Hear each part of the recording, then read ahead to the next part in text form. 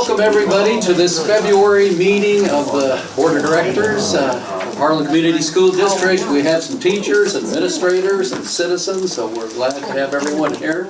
And we'll start. We have two hearings and then we have the regular meeting. So first off, we have a hearing. It says here, so the first thing to do is call the meeting to order and determine we have a quorum.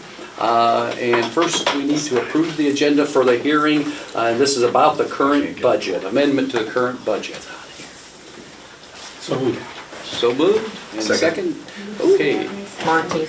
Yes, Harlan Monty? Monty seconding. All those in favor of approving the agenda say aye. Aye. And all those opposed, no.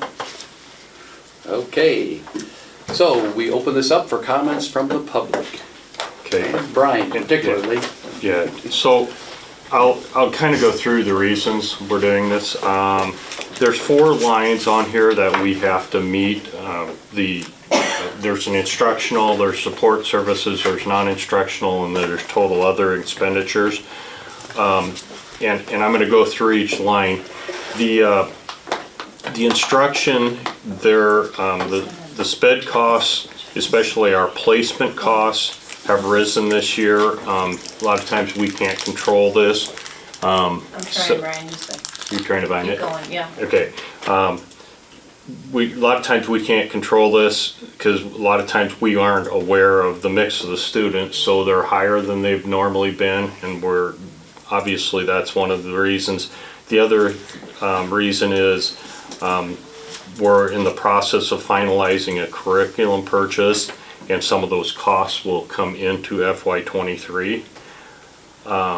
The second line is total support services, and the first change is when this budget was originally formulated over a year ago, we didn't know where we were going to be at as far as the timeline of the potential construction budget, the amounts, let alone whether it'd be successful. So essentially having clarity, and then now in that, now we will have some of the asbestos abatement that will fall into the FY23, and also adding to that, we are also in the process of negotiating bus purchases. Acquiring buses right now is a crapshoot, so you kind of got to take them when you get them. So we're assuming we're going to be able to do something yet this year. Cross your fingers, we will be able to. So we just want to make sure we got that covered. And that was the first one. This is the instructional, and that's the one we just talked about. I think the third one kind of speaks for itself. The food costs have really skyrocketed. And again, understand this budget is prepared last year, in the spring of last year, and there's a lot of things have changed since then. You make your best guess then, but obviously that's been higher. And then the final one is taking into the construction costs. As I said previously, when the original budget was certified, we didn't know the timeline, we didn't know the amount, let alone if it was successful. So now that we do know that now, we do know that how much we'll have for construction costs in this year. And so when is the budget originally approved? Is that in July or August maybe? Okay. How's the I'll timeline? use this year's as an example. Right now we're formulating what it will be for FY24, July 1st through the next June. We're formulating it right now. It has to be, it goes through the hearing process typically in March, and then it's obviously got to be certified by the 15th of April. I always tell people it's your best guess at the time you're doing it, because you're doing it essentially about a year and 4 months before. 14, 18 months is About 8, yeah. Out. About 16, for sure, about 16 months out. And when you say certified, does that mean the board approves it? Yes, next month, sometime next month, we'll bring a budget to the board that, which again is our best guess at that time. And it'll go to the board, and the board will obviously, if we would hope they approve it, and then it will be certified on the 15th of For April. instance, you didn't even know because the bond issue wasn't until Right. September about the construction costs. You know, you use the bottom line as an example. We were still early in the process, and we wouldn't have wanted to go and say, well, we think we're gonna spend 8 million, because that's quite presumptuous, the presumptuous part being a vote hadn't even been held.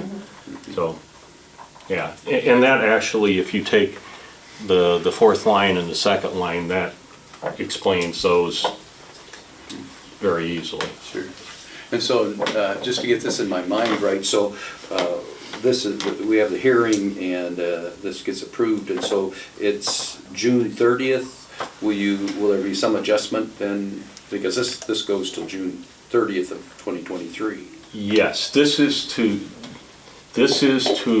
adjust the budget for the year we're living in right now. Obviously, we could not do anything, but we're going to get written up in our audit, and if you're going to get written up in your audit that you didn't stay within budget, and that's the reason you amend the budget.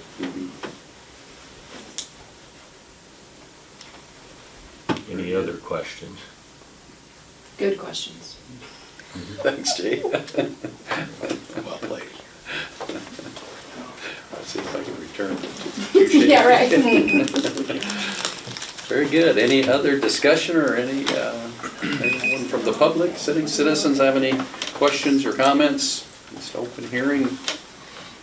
Okay, then could we get a motion to, to adjourn the public hearing? So moved. So moved by Joni and second? I'll second. By Jade. Do we have a second by Jade? If you're keeping up, Catherine? All those in favor say aye. Aye. And those opposed, no. Secondly, we have another public hearing, and this one is about approval of the school calendar. And so, first we need a motion to approve the agenda. So moved. So moved by Jade and second by Greg. All those in favor say aye. Aye. And those opposed, no. Should we turn it over to Dr. Barnett to see if... Yes, so we have sent this out to staff, got good feedback from people, and we think we have a good calendar set here, but we'll see. I mean, last year, if you remember, we I had do. conferences on Halloween. So when you look at this, it's so long, it just drives you a little bit crazy. So that's why we sent it out, but I think we have what we need. We try to do a full day of professional development almost every month, because then that will help us with, we're looking at buying a new literacy curriculum, so that'll help us with the implementation of that. And the other new thing we did add was conferences in the spring, well, they're in February, but the second semester, just we had heard from several parents on the elementary side that they would like that. And then we will look at what those look like at the secondary level, because they might need to look differently at the middle and high school. Very good. How about any public comments? Any comments from anyone? Any concerns? Okay, if not, could I have a motion to, adjourn the meeting? So moved. So moved by Monty, and second? By Al. All those in favor, aye. Aye. And those opposed, no. So next we have the regular meeting of the Harlan Community School District. And I notice here that we have Hertzberg Reichel on finance and Larson, Scheckinger, Hazelton on policy. And so the first thing we do is call the meeting to order and determine we have a quorum. I know Joe Hertzberg had something he had to be at, so everyone else is here. This is a public forum, and so we always want to mention that the public are invited and welcome to come in and have comments. I hear from Catherine that we had no one ask tonight. So we'll move on to the item C is approval of the agenda. Could I get a motion to approve the agenda? So moved. So moved by Joni and second? Second. By Greg. All those in favor, aye. Aye. And those opposed, no. Next item is discussion items, and we'll turn it back over to Dr. Barnett. Okay, I am going to introduce Alex Sandvig, and he is from Holmes Murphy. They are our insurance Croker, so for health insurance, and he's gonna explain a little bit about the increases in our health insurance and a couple options for the board to consider. Awesome, thanks. My name's Alex Sandbig with Holmes Murphy, of course. I've been with Holmes Murphy now 13 years. I've had the pleasure of working with the school district here personally for the last 5 years, although Holmes Murphy has a long-standing relationship with the school district. From an agenda standpoint, as you may or may not know, the district was up against a little bit larger of an increase than we've seen from Wellmark on the health insurance this year. So I think just 3 goals that I have tonight. 1, shed some light on why we got the increase that we did. 2, talk about benchmarking, and so what other school districts around the state of Iowa are doing from a plan design standpoint. And then the last part is talk to you guys about an option that we have presented to the district for possible solutions to bring that increase down. Feel free to stop me at any point in time if you have questions. If not, we can answer all those at the end. Feel free to go to the next one there. So this is a report that we get from Wellmark. This is their executive report. I'm not going to go through all these numbers, but the 3 numbers right at the top there, I do want to draw your guys' attention to. So the 8,409, that is the current allowed charges per member per year. So think every belly button on the health plan, whether it's an employee, a spouse, or a dependent, every member, we have incurred $8,409 per year. That is 48.6% higher than the previous year for the district. And when we compare that to Wellmark's block of business of other school districts in the area or in the state, we are now 23.8% higher from a claims standpoint.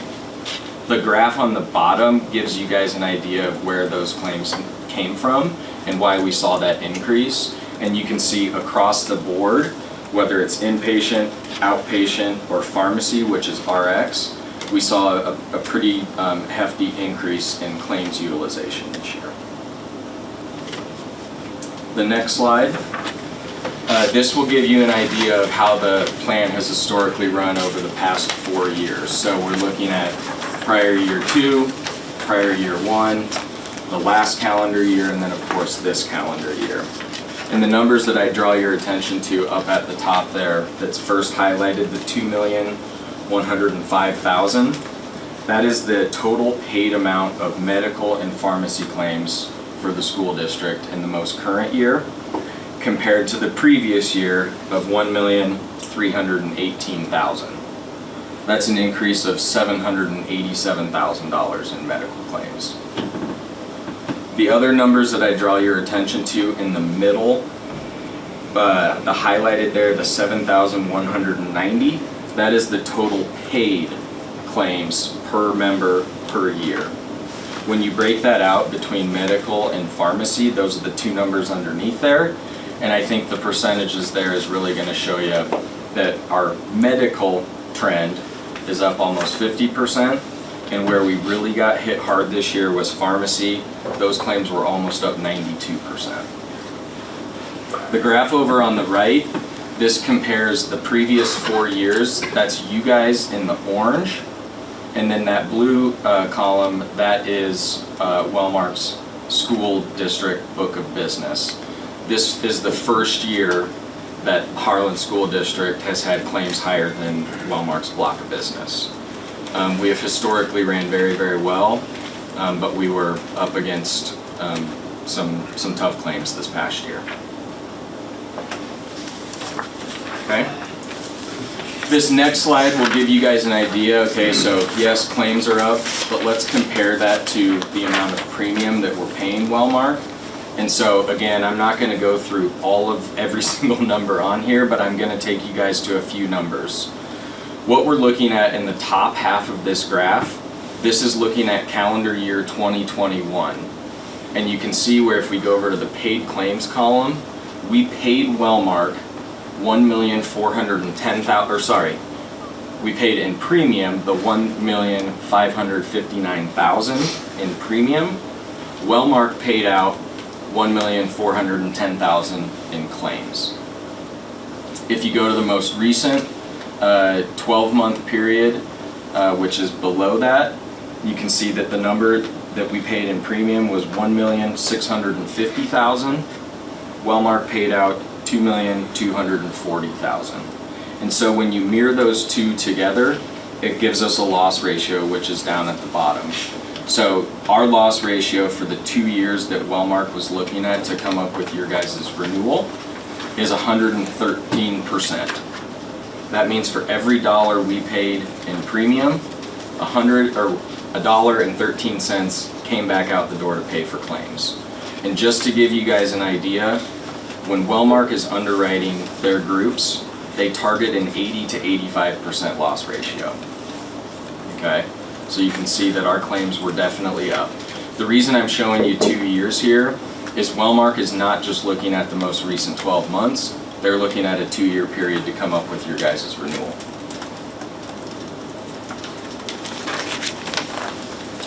So I think that should give you guys an idea from a claim standpoint of why we saw the 16% increase that we'll go over at the end. This slide I think is important for you guys because this will help give you guys an idea of what other school districts in the state of Iowa are offering to their employees. Just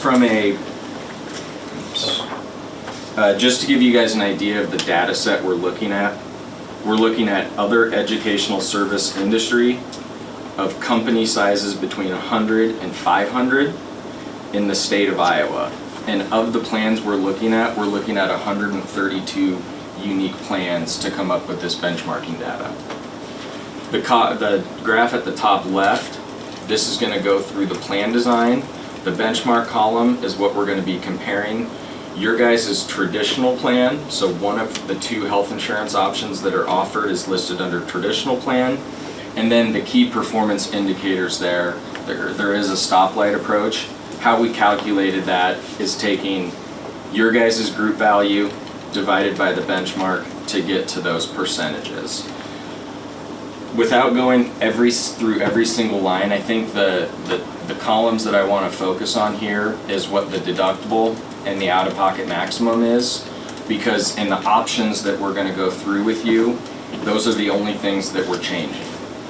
And so when you look at underwriting a group health plan, the deductible and the out-of-pocket maximum are going to be the 2 numbers that are really going to drive the premium. And what I mean by that is if we change a deductible from $15 to $20, that's not going to change the overall cost. But if we change the deductible going from $1,000 to $2,000, you're going to see a huge premium savings, which we'll go through here. So the traditional plan on the left, you can see the average school district in the state of Iowa on their traditional plan has a deductible of $1,877 compared to your guys' plan at $1,000. When you look at the family deductible, the average family deductible is the $3,784 compared to yours at $2,000. Then when you look at the out-of-pocket maximum, which is each individual's out-of-pocket liability each year, you can see those numbers basically double compared to where you guys are at $2,500 and $5,000.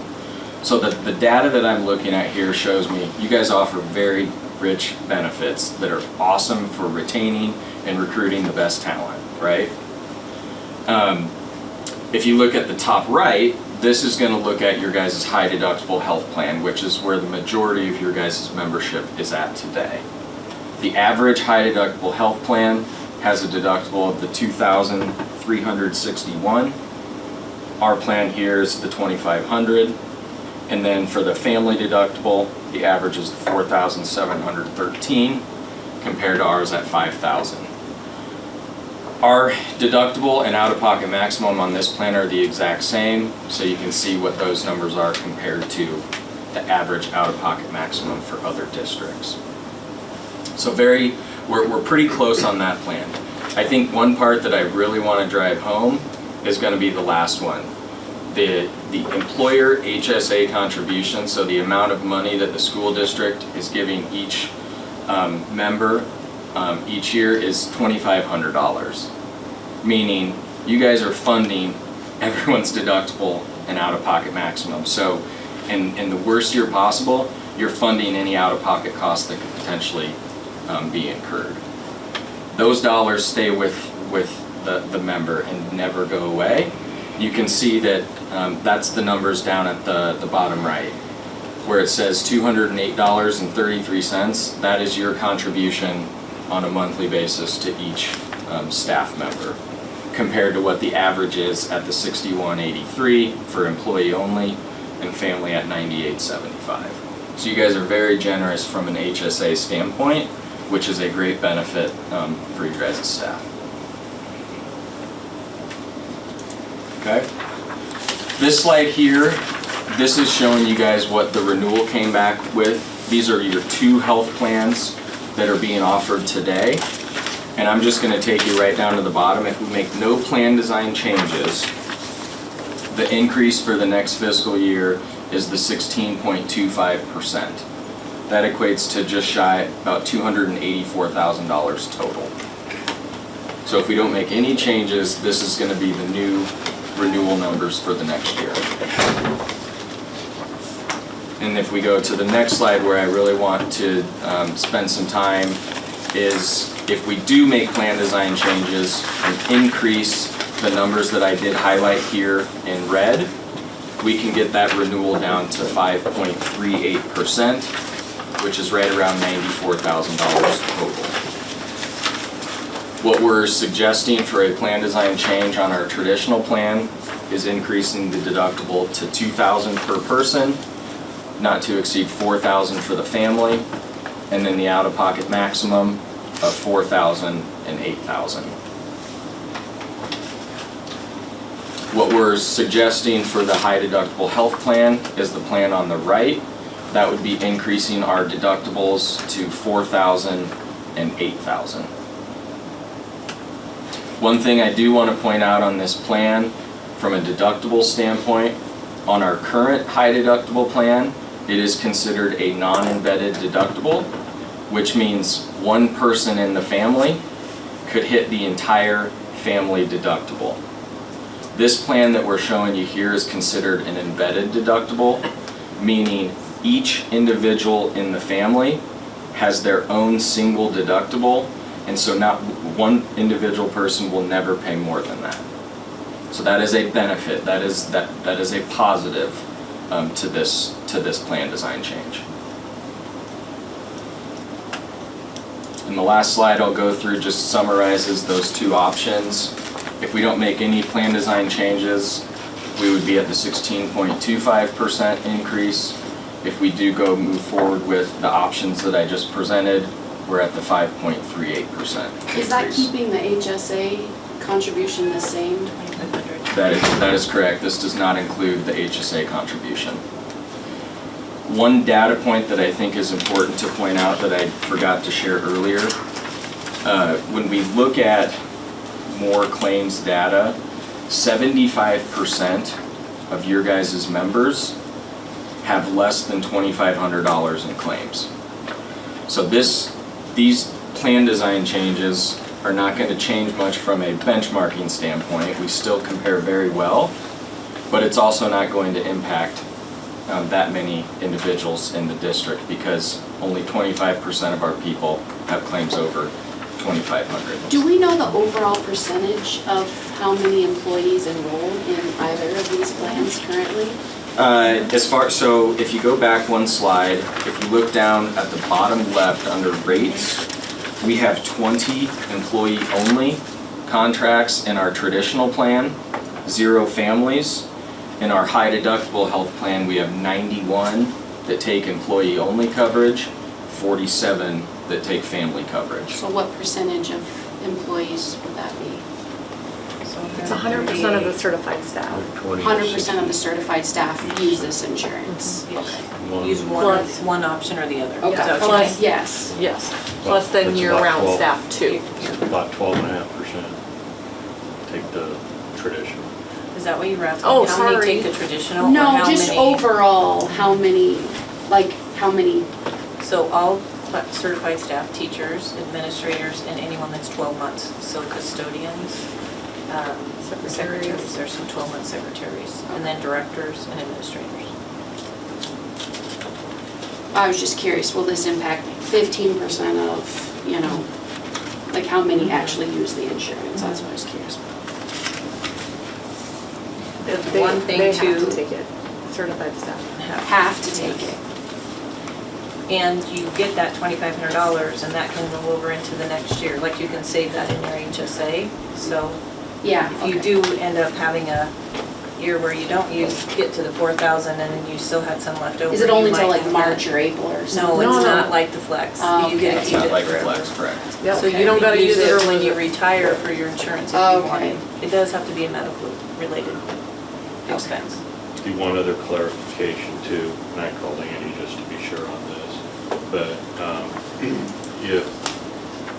because your deductible starts at January 1st, this plan will change on July 1st, which essentially means if you incurred 2,500 up to that point, then you'll have that 15 that you'll have to cover. We'll In the plan meantime. for the rest of The it. deductibles start over on a calendar On year. Yeah. this first year when you change. I was wondering, on page 4, you show this chart here where prior year was really pretty good. We were only 45, 60 compared to this year. This year's been the tough year, this 7,000. But then on the bottom, it shows the prior year, bottom doesn't show the prior year being the other way around, where we had a lot more paid Yeah. claims. Yeah, so what we're showing you there, what's difficult about it is Wellmark's annual report that they send us, they're looking at claims from November of 2021 through October. So it's a timing difference? It's a timing difference on, but if you want to look at Because strictly this what doesn't look good. This looks a little better up there. That is correct, it's a timing thing. Because if you look at when the claims really started going I south, see. it was in July of 2021. Up until that point, the plan was running very well. So if things really improve, you know, maybe this is a one-year blip, will things settle down next year, or how long does it take for it to work through? I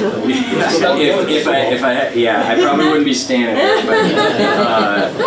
but, you know, I think when you look at the industry, the strain on healthcare systems over the past 2 or 3 years and the amount of delayed care that we've seen, it does have people in my profession a little bit worried about what could possibly come.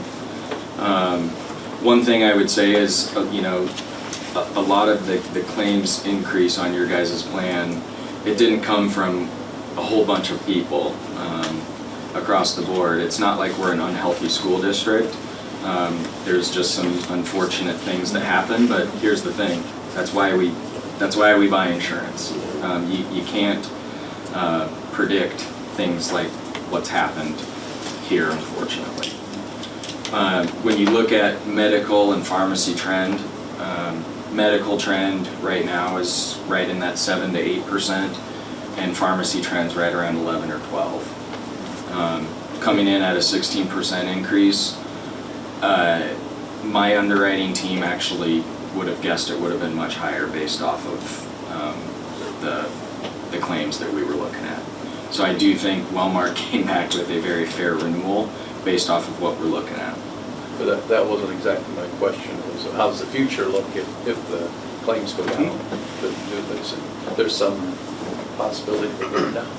Yeah, you know, over the last few years, we've had a few years with decreased premiums, and so yes, absolutely, and Okay. that's the role of Holmes Murphy, is to help negotiate and bring that down. I think last year we were able to negotiate the renewal in half, right at the last Is that right? right at the last minute.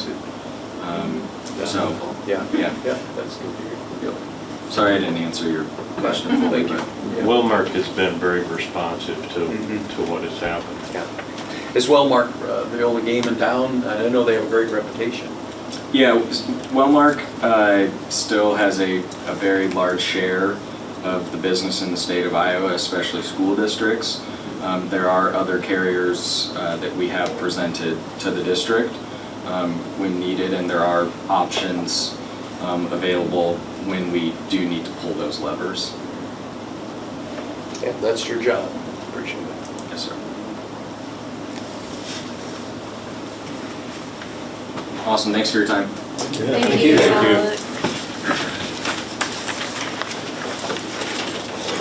It's a big nut.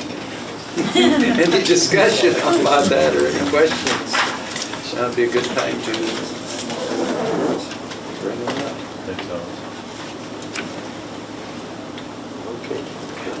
I think we can just move on. Yeah. If you want to the facility committee update. I don't know if you guys want to say anything about it, or I don't think so.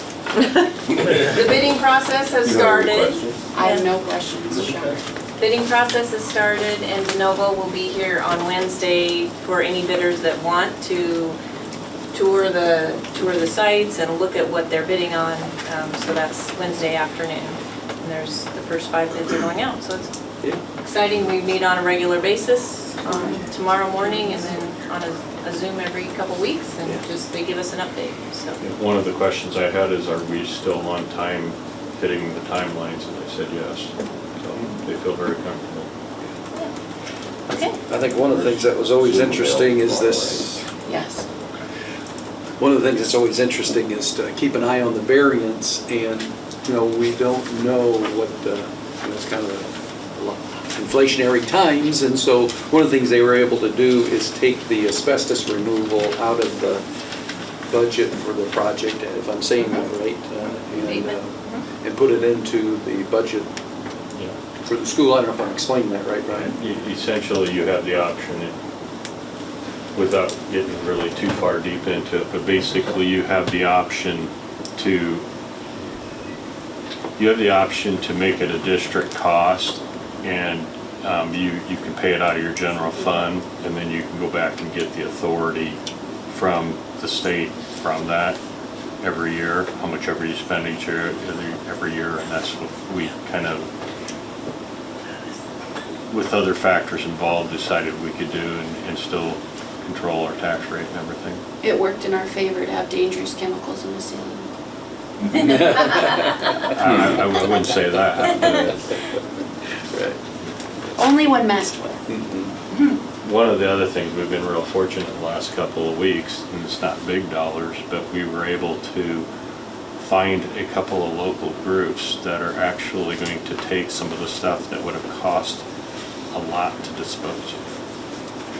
So we were able to find somebody to take all the seats in the auditorium, all the curtains, and then some of the playground equipment across the street, which for all intents and purposes would have not been useful anymore. We found somebody to take that. So it saves. The trees too. Huh? Tongues on the trees. Oh, nice. Yeah, he said, yeah. Oh, yes. And we talked to somebody about that row of trees too this week. Good job, guys.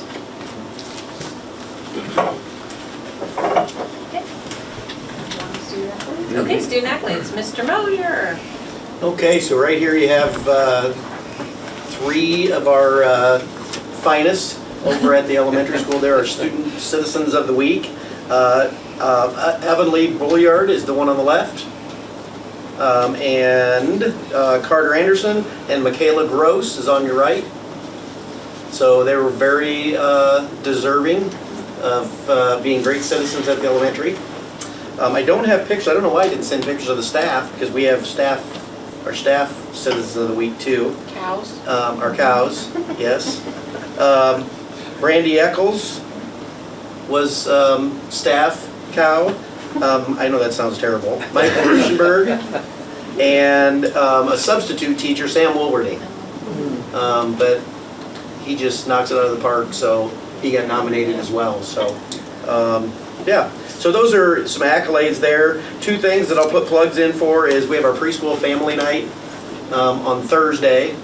So if anybody's out and about, I think we're working through the AEA with it, but it's yoga based. So I'm not sure what that's going to look like. I can't even touch my toes, but we'll see. But that's at 6 o'clock over at the gym on Thursday. And then our family reading night, which is our big event of the year, is March 2nd. And that starts at 5:30. As many people were last year, I think we drew some from other districts. It was so crowded, but I know Where do we you went have through- that just all over the school or? That one's all over the school. School, okay. Yeah, but it's in the gym, the lunchroom, and the library. And this year it's gonna be entertaining because a lot of teachers have volunteered to dress up as their favorite book character. So, we'll see how that goes. Anyway, so that's what we have going on at the elementary school. Mr. Mueller? Yeah, those top two pictures are of our middle school jazz band. We have about 35 kids in jazz. We have two different bands because we had so many kids that wanted to participate. So they went to their first contest, and there's 9 schools there. And one of our bands placed first and the other one placed third. So that was a great job by them and Mr. Folson. The next picture down is everyone there in orange. Mrs. Kasperbauer organizes a Washington, D.C. trip every year for 8th graders. We had 56 8th graders that went, and about 25 or so adults as chaperones and stuff. So we had 80-some people there, and things went really well. She does a nice job of organizing things. Our kids do a nice job of being respectful. The tour guides give them and her a lot of compliments on how well behaved our kids are, so nice experience for them. Then down there on the bottom left, there's students of the quarter that were from the second quarter, so each teacher nominates a student from their class or course that emulates what we want to see as a Cyclone student from their classroom. So that's a picture of them. And then over on the right hand side there is Mrs. Kurtz and some of her students in the independent living class, where they just do an outstanding job of learning independent living skills. And this day they were happened to be cooking, and so they're gracious enough to bring around some of those samples to staff. And so, another thing that's coming up here real quick is on Thursday we have a group of 15 kids going to the Math Counts contest. So it's kind of like the old Math Bee type thing. So Mrs. Landsman will be working with them and going to Council Bluffs. So that's another activity going on. And just want to shout out to our staff and other members of the district that have helped us really get through some difficult times here in the last few weeks. Just really have pulled together and done a lot of good things for the needs that presented themselves with our student body and adults and family in the community. So that's what's happening at the middle school. Thank you. Mrs. Ray? Yeah, the high school, the first picture on top there, that was February 9th. There was a busload of kids that went to Lewis Central for a trade exploration day. So here's a group of boys, looks like all guys, checking out Midwest Diesel Tech Academy. Kids did great. They were really engaged and checking out some different trade options for them. The second picture is our accounting and some business class students. They had a lunch and learn symposium that Mr. Swanson put together. So this is just a picture. You can see 3 gentlemen in the front there, all Shelby County based guys, Aaron Adams, Sam Wagaman, and Doug Wilberding. They came all very successful men in their field, and just had a panel of, and the kids had questions prepared. They'd had a list of questions to start and just went through and discussed kind of their advice, and it was just a really great experience for kids, a lot of advice for kids, especially thinking back to when they were their age, and just some future thinking advice on how to, and a lot of it was find your passion, be kind to people, just really think through the kind of business you want to be part of, and don't be afraid to make mistakes, have a growth mindset. I mean, that was the biggest message, so it's just really impactful and powerful. The third picture is a HMU field trip that was also February 9th. And those are some of our IJAG students who went down to HMU to check it out and take a tour. IJAG stands for Iowa's Jobs for America's Graduates. It's a new program we have this year. Students take a class one class a period a day, and then their IJAG teacher takes them on field trips. She has partnerships with businesses, and it's all about helping kids find that passion in their career and helping guide them into the correct career path for them. So great program. We're looking to add more students to it in the coming years. Seen some great success. I mean, all of our winter sports seasons are starting to wrap up, hopefully not too quickly. We have the boys basketball game tonight. Wrestling finished very well. Way to go there. Girls basketball finished. Saturday, just great seasons for everybody. Our jazz band took first place on Saturday. I'm trying to remember what everybody's done. Show choir performed really well. They performed today. Show choir got third at Pella. And have you heard today? Yeah, I think they got first again. So they got first, so they've qualified for a state competition. Is it England? So, I mean, just so many great things coming out of the high school. Kids are definitely staying busy. So we'll have a small break here and then head into spring sports season, which is even busier than winter sports season. And just so you guys know, I wanted to say as a mother too that it's important to me that we recognize how well I thought the admin and the staff did during such a difficult time. There's no training, there's no seminar that prepares you for something of that magnitude. And having a little person, in that grade and them being friends of ours, having, a place for those little people with big emotions to come and to talk. And, these two are trying to run pizza and water in, and, Bill, who was close to the family too, is trying to facilitate. And, those are the only two buildings I was in. I'm sure there's not a single person that was not, untouched by that. But getting the AEA in the next day, you riding the bus to basketball with those little 7th grade and 8th grade people, like I just want you guys to know that as a mother, that was extremely huge to me and to those little people. So all of you guys, I just wanted to say that. You put a name on it? The passing of little Mia Sweezel, right? Yep, That was really yep. sad. So, Very well said, Jen. Yeah, that was. Yes. everybody did so, Sad time. yeah.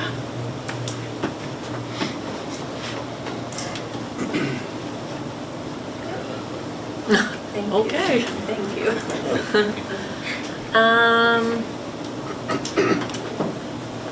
Well, the Okay. kitchen's been, Good, we're You're ready ready to for go? action items Okay. Yeah. E1. Yeah, Personnel yeah. report, Catherine, you're on. yes. I got some really good news. We've had a couple of, Sorry. that's okay, hires. We have hired a middle school family and consumer science teacher, high school language arts, middle school science teacher, high school art teacher, not this year, so that's really good. And a couple of, Jennifer Wright has come back. She left and has come back as a teacher associate. And Andrea Ransom, you'll see up top that she resigned her para position and she has taken over as our high school kitchen manager. So that's great. If you go down a little bit, we do have a lot of openings in terms of classified staff and coaches, which we're currently working on. We do have a pending offer for an assistant high school girls track. And right now, we have a pending offer on our elementary teacher as well. So our certified openings are becoming smaller, which is fantastic. So that's personnel report. Yay. Anybody have any Yeah. questions? Feeling better. Every weekend, right? That's good. That's exciting, yes. So hopefully, we'll get contracts out March 15th and we won't have any more openings. That's why it's important to get a jump start on Yes, things as soon as you absolutely. can. Yep, yep. We gotta do some stuff in between there, but we'll get there. Sure. Very good. Could I have a motion to approve the personnel report? So moved. A move by Al. I will second that. We have a second from Mondi. All those in favor say aye. Aye. Those opposed, no. Next, we have the acceptance of the June 30th, 2022 audit report, and I think Brian might have something to say here for us. Well, first of all, it's 74 pages. Read every word. And Jenny said I can go over every page, so I'm not gonna. So I guess I'll just hit the highlights. So, are you gonna put that up there? Just for the people that don't. Yeah. There's only about nine. Notes, Huh? Brian? The You want bullet the pointed- notes the up bullet there, points? bullet points? No, or- why don't you go ahead and just put the audit report up here. Do I have it? I just sent, electronically? I emailed it to you right before the meeting. Okay. You scan it or email it? Whatever it took to get it to her. Everybody get to see all your Can I email. get to see mine?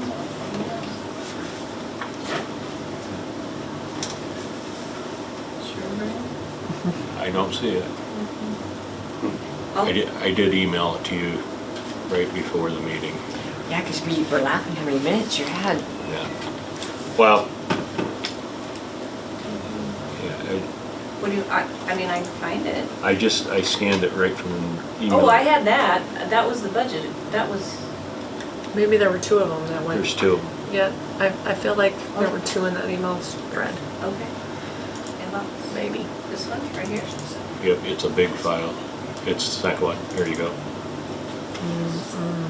That's upside down. That's not it. I'm in Right, trouble right. reading it. The first one, you think, Brian? Here we go. There it is. Sorry. There Okay. there it is. All right. So the first page I'm going to go to is page 9. Page 9. When you do an audit report, the first part of the audit report is something called the management discussion and analysis. And essentially what a management discussion analysis is it kind of summarizes everything in the audit report that's kind of hard to understand. It kind of simplifies it. So a lot of the comments I'm going to make are going to be that, and then some of the findings towards the end of the report. On page 9, about halfway down, there was a slight increase in general fund revenues during the fiscal year. General fund expenditures did also increase, and a lot of that was spending of the stimulus funds. If you want to scroll down just a little bit, our solvency ratio, you went too far. Right there, okay, right there.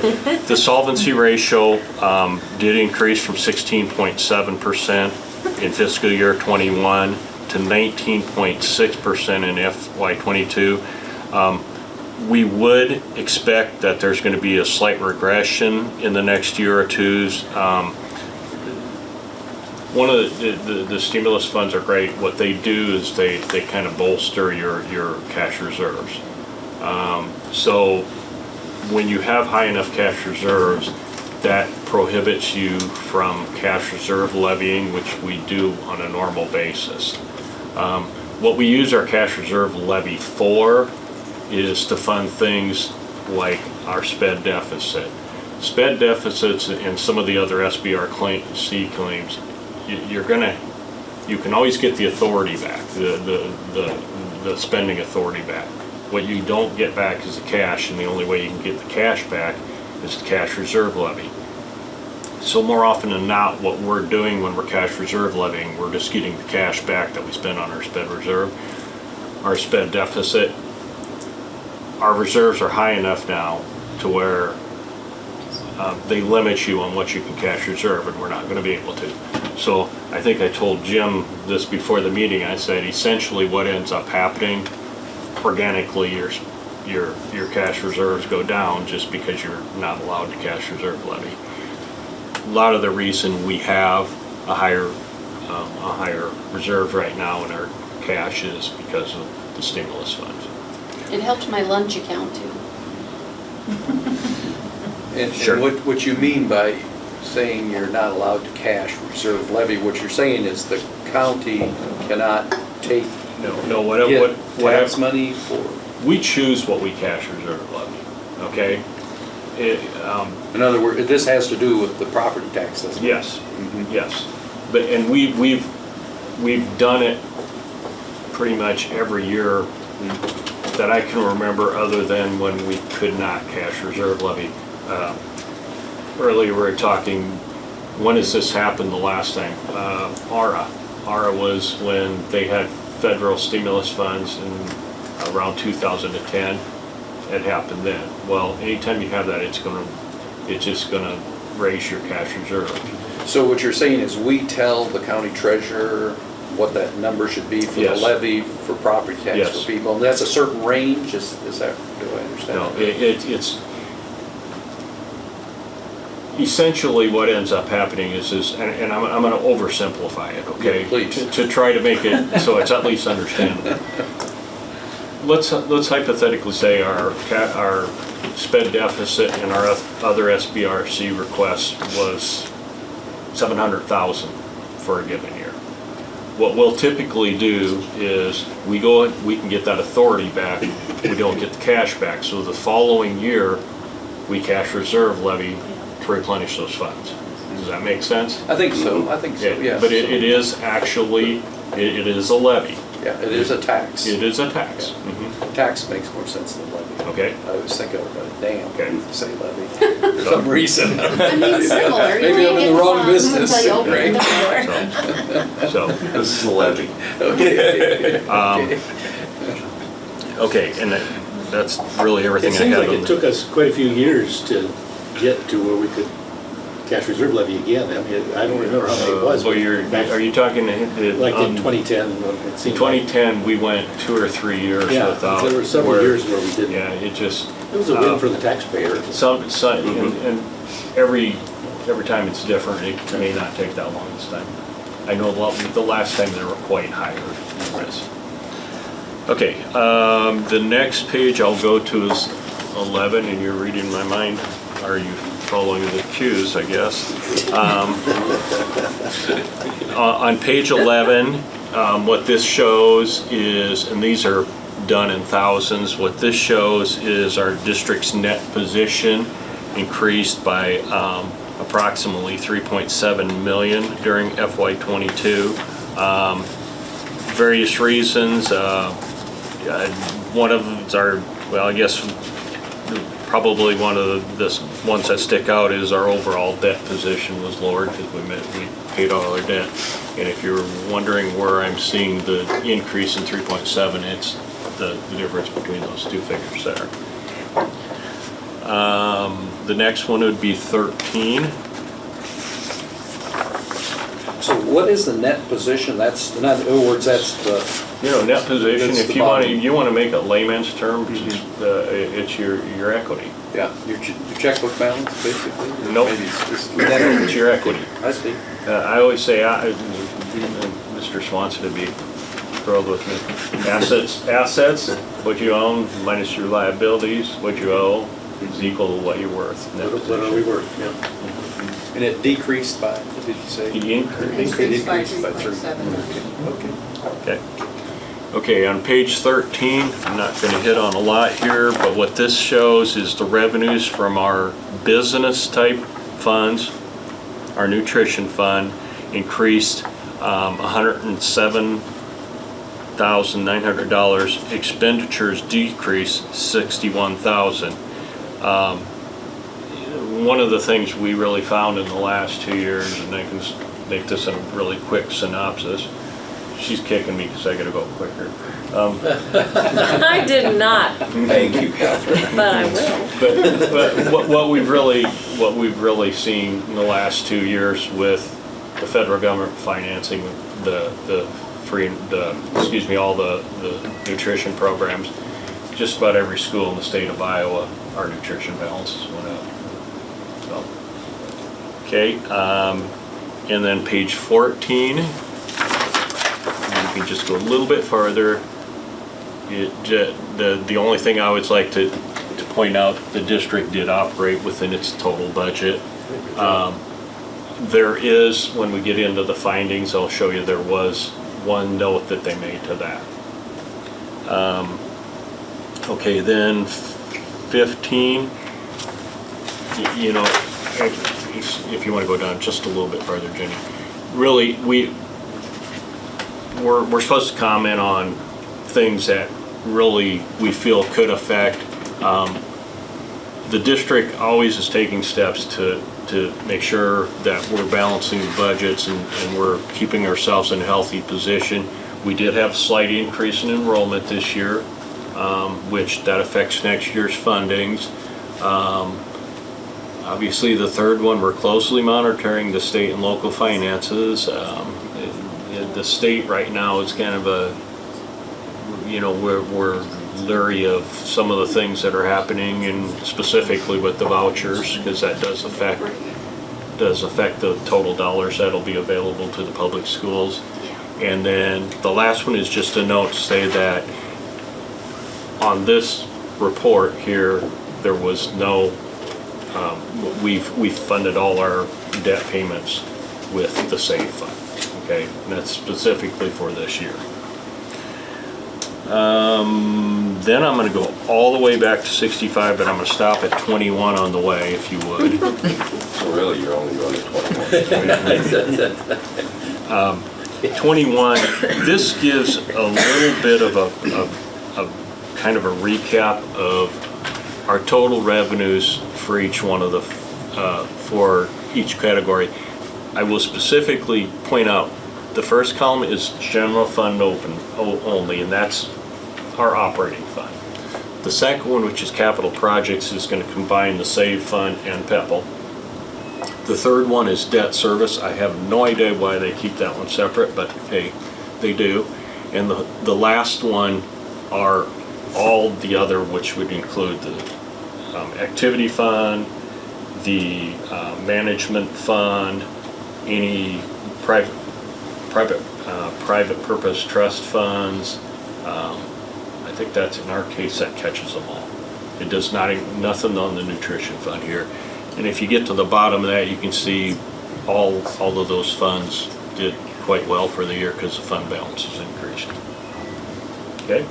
Did you have any other questions on that? Yeah, so if I'm not a CPA, basically what this is saying, in total, we took in about $22 million and we had about $20 million of expenses. That's pretty accurate. So if that's something you wanted to really understand, this 21 really speaks pretty clearly to what's happening. Yeah. And so 911,000 went into the net position, to the equity. Is that kind of the idea there? Yes. 911,598. Yes.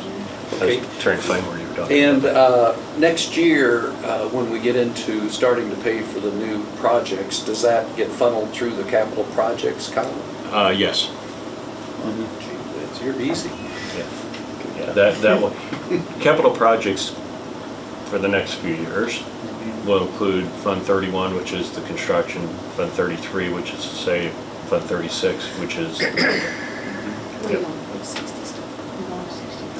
So that the page 21 is fairly clear for you. Of all the other pages that are in it, it's probably one of the most understandable. Yes. It's easy to glean information on. Appreciate that, Brian. Thank you. Okay, and then let's go to 65. This won't take long at all.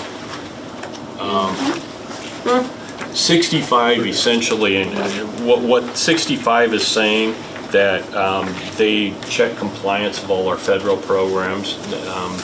They usually will hit one real hard, but they sample all the other ones, and it's saying we're in compliance with all federal programs. 68 What that is gonna say, there were no internal control deficiencies or instances of non-compliance that were reported. I'm down to 2 bullet points. 72.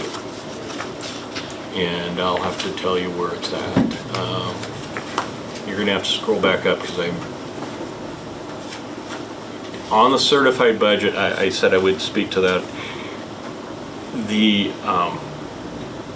expenditures for the other expenditures function, we felt we stayed within budget, our total budget. We were slightly over on that other expenditures line, which they have to note in the findings, okay?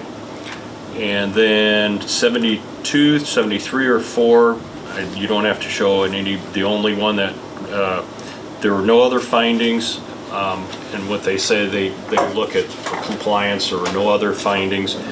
They did show that there was an audit adjustment of adding 2 students to certified enrollment, which in a nutshell means when they were counted, when the state goes back and they match things up, we could add 2 students to our enrollment for this year. Nice. And Good job, Brian. Could you say one more question now? What is the liquidity ratio? That's what divided by what? Solvency. Solvency ratios? Yeah. solvency ratio is, will you Net put me on the spot?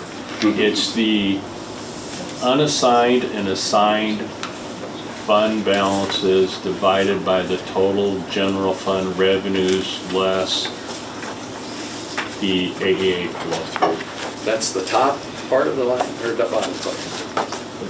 It's the assigned and unassigned fund balances, doesn't count restricted, okay? If there's something restricted, you don't count.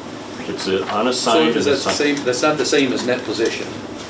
It'll never be exactly. Okay. But is it kind of close in No. my mind? No, a lot of different numbers. There's a lot of different, one's a fund balance and one's a ratio. Well, I know it's a ratio, but there's a number on top and a number on the bottom. But you're Ratio. comparing one to a revenue and the other one you're comparing to a fund balance. I'll do more homework. Yeah. Go right at it. And then you come teach us. I was just gonna say. I'm free That's for Brian. 24 tomorrow. 10,000 foot level. Yeah, exactly. 3 foot level. Okay, any discussion on that?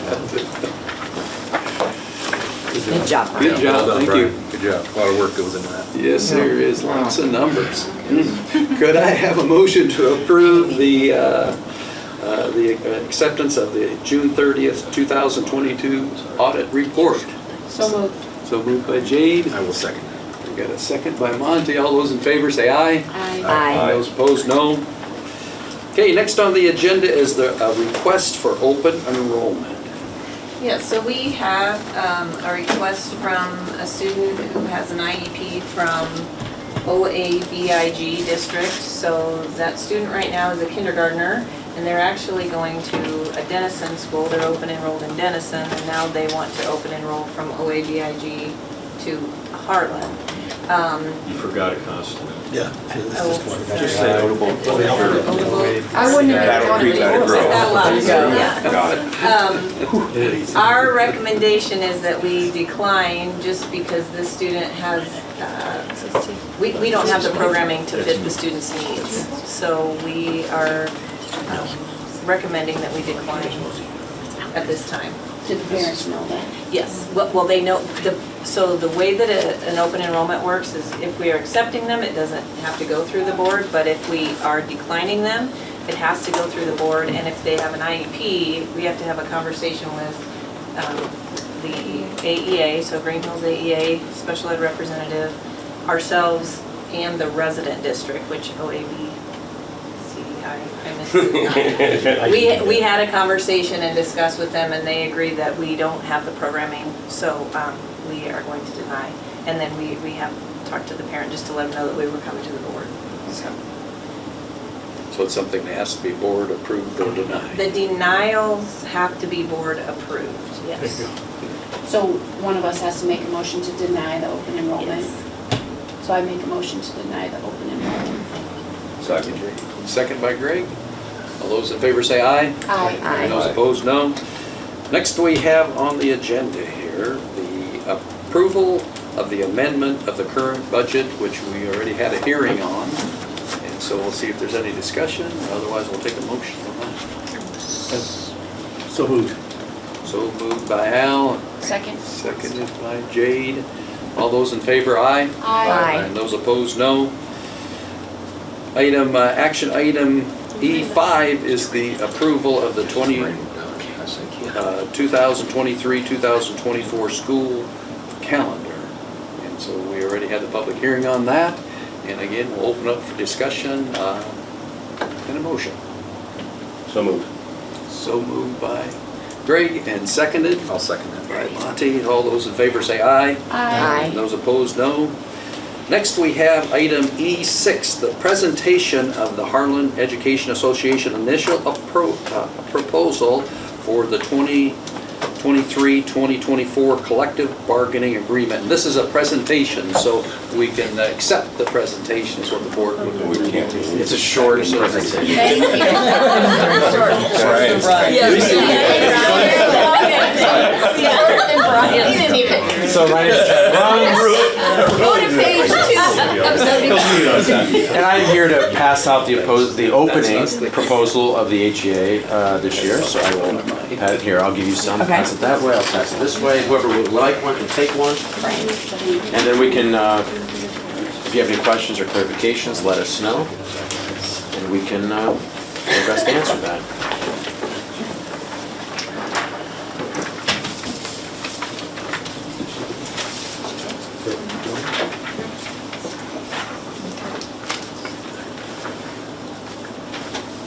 Questions? Can I have a motion to receive the proposal? So moved. So moved by Al, seconded Second. by Joni. All those in favor say aye. Aye. Those opposed, no. Thank you, Chad. Appreciate it. Next item is action item Excellent, Brian, E7. take note. And so here we have the presentation. That's how you relay information, right? Of the Harlan Community School District Board of Education, the initial proposal for the 2023-2024 collective bargaining agreement. So we did meet, and we would say that we have the exact same proposal as was presented to you. And the way this has to work is they have to present it to us, we have to accept it as a board, and then they take it back to the union, they vote on it, and if it's approved on their end, then they bring it to our board meeting, and then we would approve it then officially, which we would like to take this to our special board meeting, which we have March 7th. 6th, 7th, 8th? Enjoy your night. In March, Possibly we have the a special 10th. board meeting, so. Brian, I don't know if you want to talk to it's a 3% increase Right. package, total package. It's 3%, obviously, with the way the chapter county rules are written now. It's determined by either CPI or 3%, and obviously we're at 3%, so that's what makes that part of it easy. It's kind of jumping ahead to the next action item, but what we felt is with changing the insurance benefited the most people, and that's kind of the way I think the reason we chose to go that way. And I just think it benefits the most amount of the people. Yeah, I mean. Very good. Any discussion? Otherwise, can we have a motion to accept the presentation? Is that the right way to say it? Okay, accept the presentation of the board's initial proposal. So So moved by Sorry, Jay. Monty. That's okay. Seconded by Monty. Did it go that way? Did I miss something? No. He went you, to say guys. that. Thanks, guys. Thank you. Have a good day. Okay, all those in favor say aye. Aye. It was, Monty Me seconded. then. thank you. Okay, and those opposed, no? Okay, next we have Let's see, we are up to action item E8, the approval of the change in insurance for the 2023-2024 contract year. So that is basically what was presented to us and the savings of same plan, just moving the deductible from 2,500 and 5,000 to 4,000 and 8,000. It goes from 16% increase on the, to down to 5%.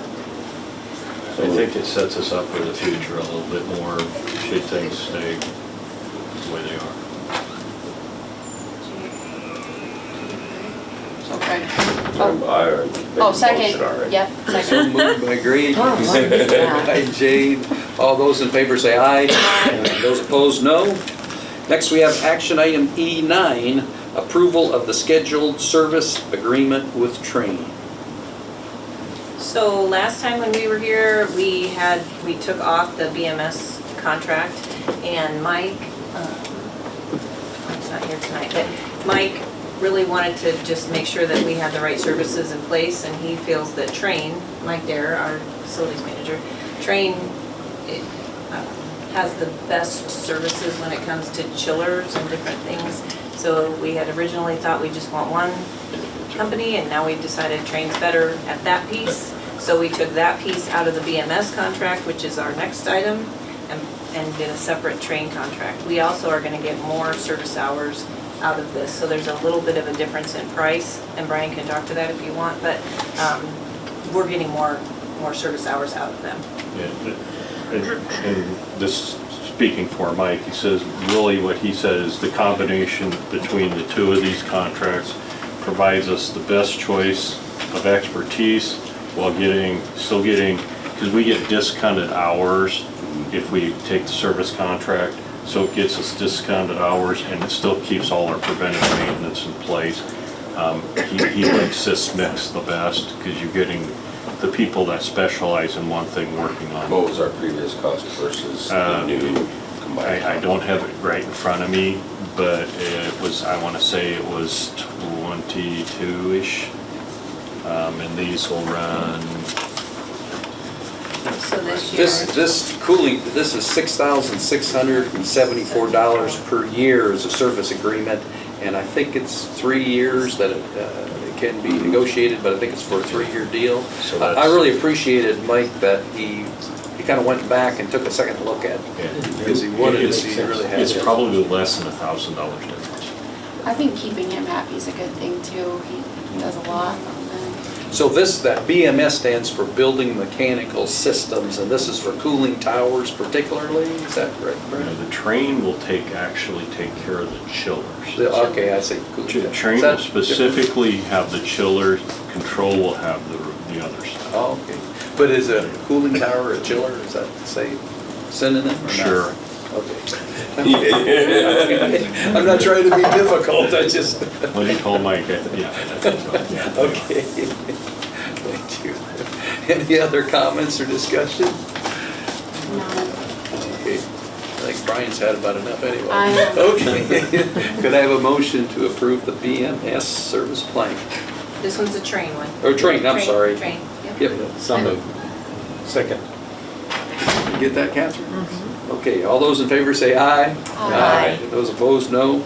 Okay, next we have the approval of BMS service plan contract proposal.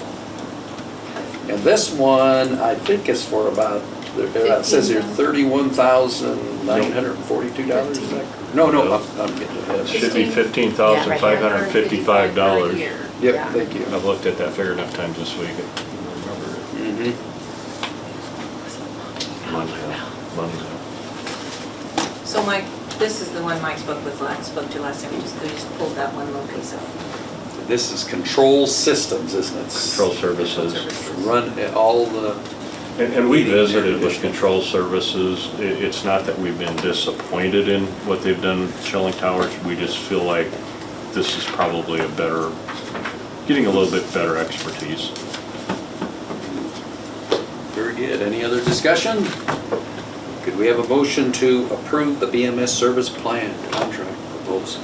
So moved. So moved by Joni, second by Greg. All those in favor, aye. Aye. And those opposed, no. Next, we have the approval of the SBI agreement with Green Hills AEA, and you might tell us what those. So SBI is a school-based interventionist, and we have had a school-based interventionist all year. They forgot to send us the contract. So we have it on this agenda right now so that we can pay them for the contract. So we've had an agreement, we had an SBI last year as well. Brenda Renter was, and now it's Amanda Nelson. So it's just paying the bill. This amount is $31,942. They forgot to. Well, that semester, they were like, oh, I think they forgot to send us to you. So if we don't approve it now, we got her services for free. Yeah. We might struggle for services in the future. Well, I mean. Would someone like to make a motion to approve, for the approval of the SBI agreement with Green Hills AEA? Absolutely, so moved. Got Jade on first and second by Al. All those in favor say aye. Aye. Opposed, no. Next, we have the policy review schedule, first reading. Any discussion on that? Now, I was gone last month, but I saw, Catherine, you put in the notes that you wanted to revisit something. So should that have moved it to a first reading and we talk about it now, or? It's in the second. It's in the second one. Right, but, Because we talked about it as a first there, and now it's second. okay, so in the second reading, you'll explain what you want, okay.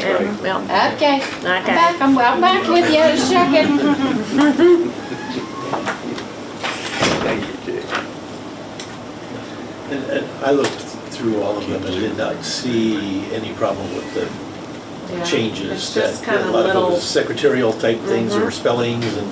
There wasn't any big And I- ones on the first reading, right? I Well, didn't there's see any big ones. 504.03, Yeah, student expression one was the new one, right? So from IASB wording that looked, it made a lot of sense. Very good. How about a motion to approve the first reading of the policy review? so moved. So moved by Jade and seconded I'll second it. by Monty. Are you keeping up, Catherine? Yes, sir. All those in favor say aye. Aye. Those opposed, no. On the second reading last month, I mentioned, I wasn't really upset about it or anything, but the IASB made it a little tougher, I felt, on the principals as far as excused absences. The principal has the ultimate authority, but I believe it said that changed it from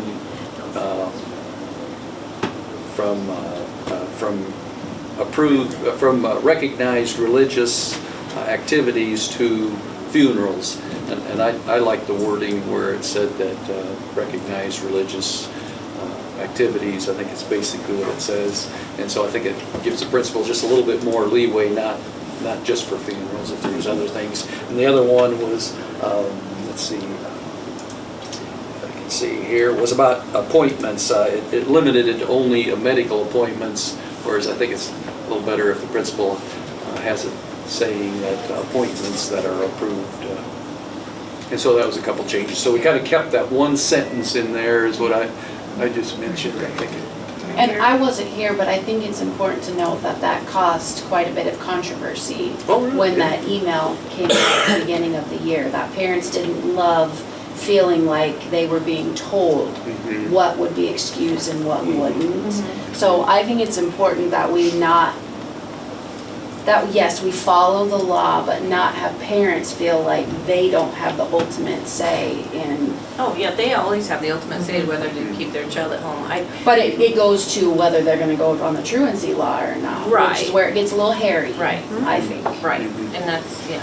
And it allows the principals just a little bit more leeway to say, well, we do have a little leeway here. Because there are some that rightfully so need to be encouraged to Yeah. be in school. I understand Yeah, that. you had to have that. I just think it's a little balanced. Sure, yeah. As much as you can in policy, you want to keep it as flexible as Yeah. you can. And I agree that IASB is trying to overall help the state of Iowa keep kids in school. I understand that. But you're right, some of the wording does get a little, even one word changes the connotation of it a little bit, so. Well, thank you, Jade, for your comments. Yes, you're so welcome. I didn't want to feel too lonely. Yeah, no. Okay, any other discussion? Otherwise, can we have a motion to approve the policy review schedule second reading? So moved. So moved by Monty and seconded by Al. He's moving his lips and raising his hand, so I think that means he seconded it. All those in favor say aye, please. Aye. Those opposed, no. Okay, the next one we have item number 14, the consent agenda. I believe. It's fine. Am I okay? You all right? Okay over there? Brian's kicking her back. Oh, yeah. Return. I just. Do you need help Any with her? discussion on the Delete something? consent Never do that. agenda? Hey, back. I would never do Version that. history, you just go to your I don't version get mad at history. you. I don't do. try Okay. not to do either. Who's Sorry. doing it? I'm sorry, Brian, I always like numbers, and so I was looking at one of the last few pages there, and it shows the certified budget, the revenue, and it says a fund of 18 million. That is the total so far for the year? What does that mean, that 18 million? Operating fund. Sorry, Operating fund. okay, you're on the revenue expenditure, revenue summary report? Yeah, revenue summary report, yeah. Okay, yes, the revenue summary report on the operating, we budget to be collecting 18 million, and to date, we have 7.5. Do understand that little gets skewered a little bit because you only get your property taxes twice a year. So that'll go, we get to next month and that'll go poof and it'll catch itself up. So is this budget for the total for the year or the total for the, up to this point in the year? No, the certified budget is for the year. Okay, And then you have your year-to-date, and then on the Sure. far right, it would be the percentage of yeah. the total I budget gotcha. you've read. How does that compare with the 22 million on the audit? Are we about 3 million short, or is that different? Okay. Is there more goes into this There's than more the that go- operating fund? there This is goes one more- part of it. This is just one Okay. part of it, yeah. Okay. Thank you for sending this down, because I don't memorize those. Really? You did pretty I had no good. idea what he was talking about, but it was hysterical. Okay. Well, you're good at answering questions on the spot, Brian. Anything else? Any other comments or questions, discussion? Would someone like to make a motion to approve the consent agenda? So moved? So moved by, was that Joni? Yes. Okay, thanks, Joni. Second? I guess we got Greg on that. All those in favor say aye. Aye. Aye. Those opposed, no. Finally, we got the adjournment. Someone like to make a motion to. I do it every time. People are gonna be like, why does Jay want to get Yeah, you were done? done with it. Yeah, you didn't do it. I didn't do it last time, you're right. So moved. So moved by Jay. You're right. People be like, you always want to get the meeting going. Seconded? And we got second by Al. Okay. All those in favor say aye. Aye. And those opposed, no. Okay. Thank you all. 6:38.